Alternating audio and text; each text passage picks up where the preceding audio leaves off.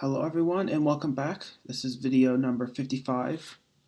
In the last video, I modified the Nginx by status code metric, and I made it so that it's a stacked graph now. And what that does is it just makes the graphs stack on top of each other. So you can read the top here, it gives you the total, and that's what this is, stack group colon 1. That's how you make it stacked. Also, I added an other, so there's so it shows each status code, but then there's also one that represents the other status codes that are not listed here. So they're just shown. In this case, it's 0, but it shows it up as 8.8 times 10 to the negative 18, which is practically 0. But today I'm going to fix that. I'm going to make it so that it shows actually 0. And then down here I added, this is implementing the other field. So the other field is always going to be at the end. So this bytecodes is going to be what gets passed into the constructor right here, this right here. And then we just add other to the end of it. And this is that produces the traces. And then down here in result to matrix, after we do the loop, we loop through each code in bytecodes, and then below this, we add the total, or we add the other column. We just take the total minus the sum of the column, and the column is just all of the ones that are bytecodes. So we add up all the ones that we added from the bytecodes, and we just subtract that from the total, and then that's the other field. And then down here I added a title and then a y-axis title for the percent used IP, percent unique IP. And so to start off this video, I'm going to do some just some simplifying. So this line right here, I have it in an if statement. So if it's percent, it's minus 100 minus the sum of the column. This is actually not necessary because I can just delete this entirely, because if it's percent, then adjust total will be 100 times total divided by total, which is 100, which is exactly what this is. So I can just remove this line. Just simplifies the code a little bit. And then also down here, I don't need this for loop. I can just make this a comprehension.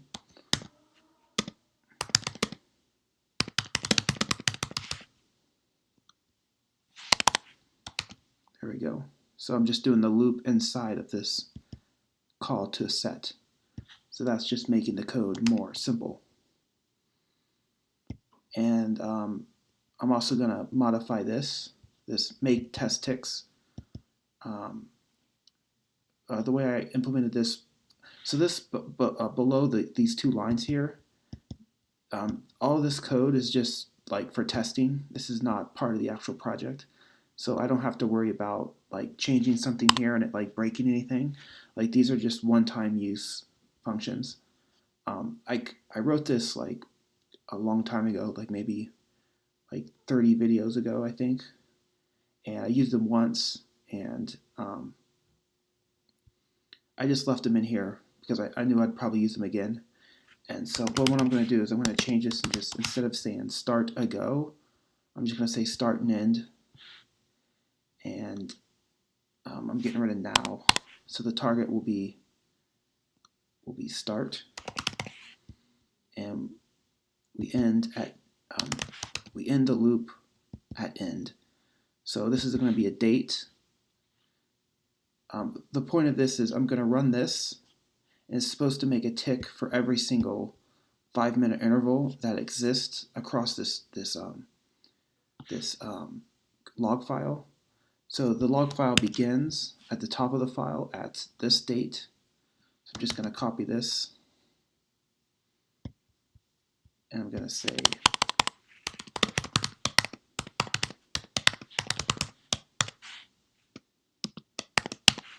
just going to make this one-time use thing. Start is going to be this date. End is going to be the bottom.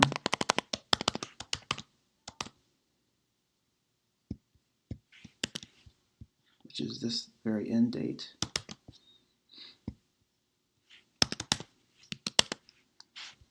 And then this is going to take a date time object because we're adding a time delta to it. So we need to convert this, and the way I do that is I'm going to use this on the Nginx metric. I have this parse dt, so I can just import this.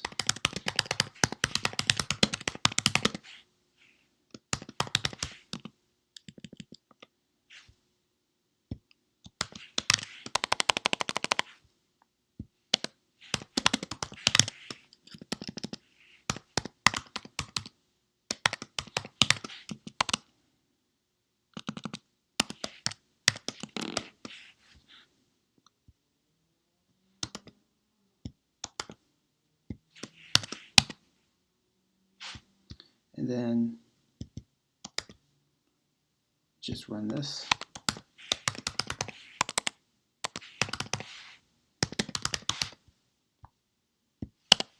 And then after that, make the poll results.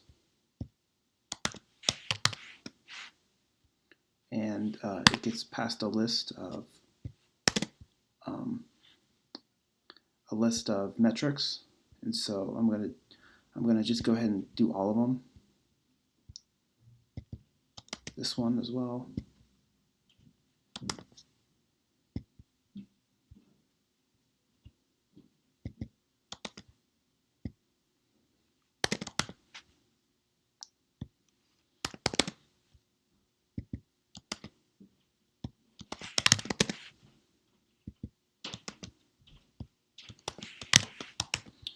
And then also I'm going to add one more. Before I run this, this is essentially the code is done here. This is how it's going to work.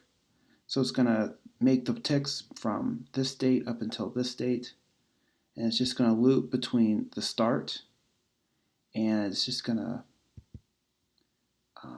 make a tick for each date, and then add 10 minutes or add 5 minutes, make another tick. It's just going to keep doing that until we get to the end date, which is January 31st. This is going to make 3 days, or I guess 4 days worth of ticks. And then when we do make poll results, it's going to loop through each tick. And before I run this, I'm going to have to clear out the database. Just because there's currently like 900 ticks in the database, and this is meant for just testing when it's the database is empty. Although I could modify it so that it doesn't do this. It just maybe takes in a tick up here, and then I can maybe have like yield tick, something like that. But it's probably not necessary, so I'm not going to do that. It's not worth it, I think. It's just for testing.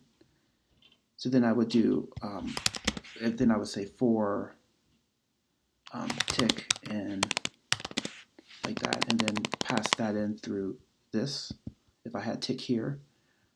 But it's not worth it to do that. But what I'm going to do is I'm going to make one more metric before I run this, and I might actually make 2 more, but I'm going to call this Nginx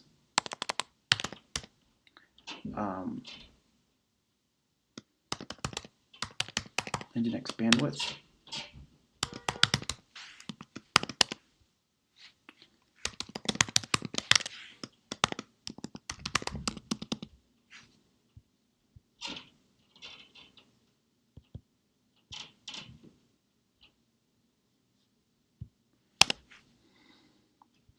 And what this is going to do is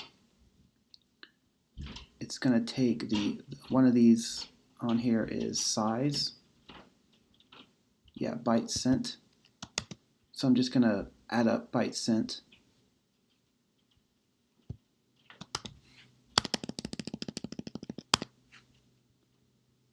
So it's just like the other ones. We start with these two lines.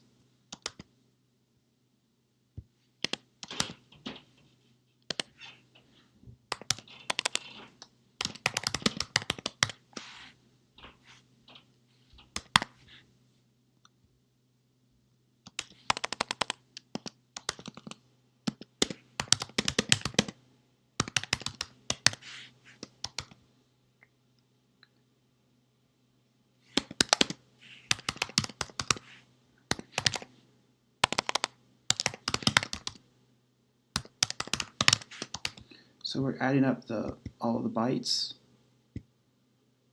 inside of the lines that return. So the lines are getting filtered by the interval, and the interval is, of course, um, defined by get interval, which is this, and it's just a time delta of 5 minutes by default. And if there's a previous poll, then we subtract the previous poll from this poll.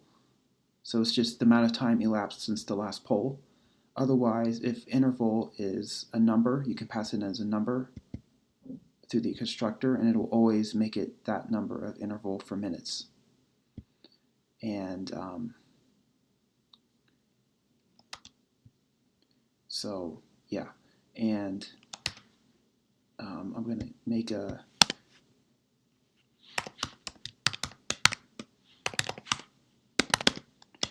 and this is also going to be we can use the bytes, but the only thing is that this is not going to be bytes, it's bytes per second. So I'd have to do maybe I just call this bandwidth, maybe. And then on the front end, I would have to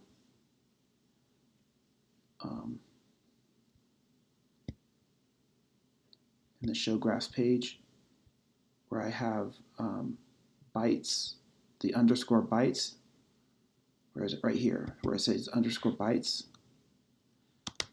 I can just do the same thing and just say bandwidth.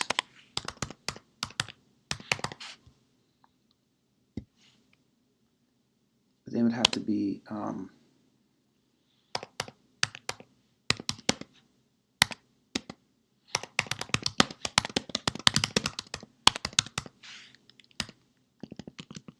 just that, add per second after it. Well, actually, yeah, that's good enough. I might be able to combine these two so that I don't have this line twice, because it's the same line as this. It's kind of duplicated.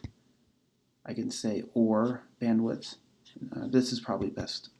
This is probably the better way. And then I have to give this a title. Title.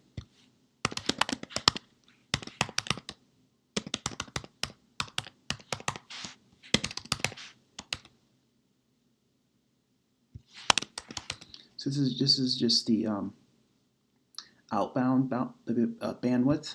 Incoming bandwidths, I'm not sure how to measure that. I don't think it's possible from this log. Maybe I'm not sure. I'm not sure how to do that. How to get incoming bandwidth. Something I'd have to look up, I guess. But I'm going to test this now. So I'm just going to add it to my settings.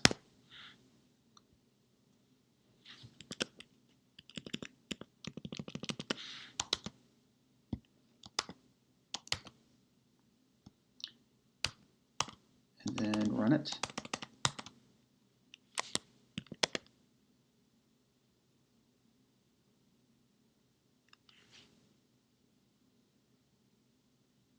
Oh. The problem is that this byte sent is a string, so I have to make it an integer.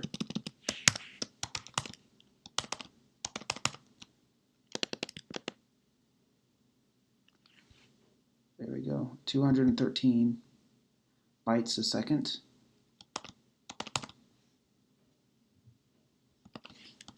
And I'll do another one to make it a line segment. And of course, it's the same because it's the same log file. And so now we'll see if this shows up as a graph. Bandwidth sent, bytes per second, 215.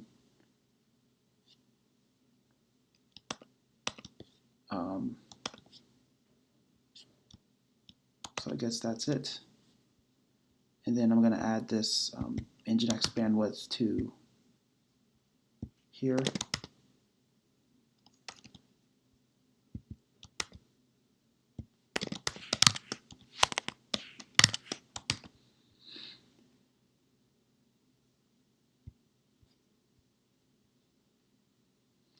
And I guess that's it. And that's going to be it for this video. In the next video, I'm going to probably run this and just to see it. This is, I mean, I already wrote the code for it. It's probably going to take a while to run because this isn't really meant, like this isn't, these metrics weren't written to be optimal the way this is being used because it's going to be doing a lot of looping. Like for every single poll, it has to open this file, this gigantic log file.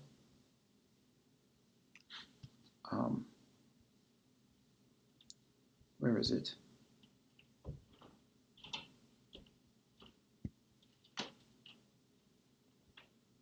Yeah, this log file, it gets opened inside of filter by interval, and it does the loop, and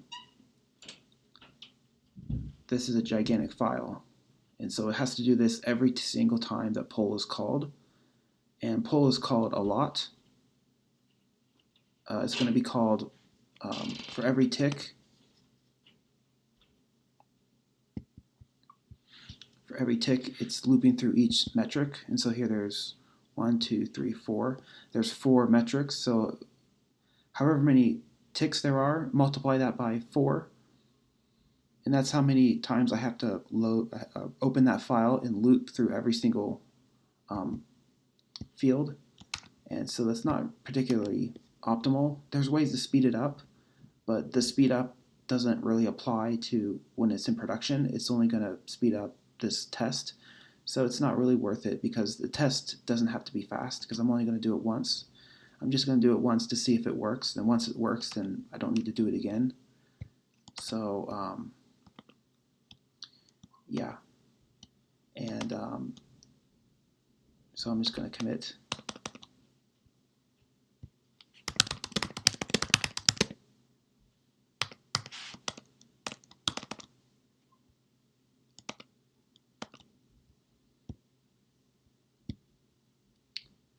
And I will see you next video.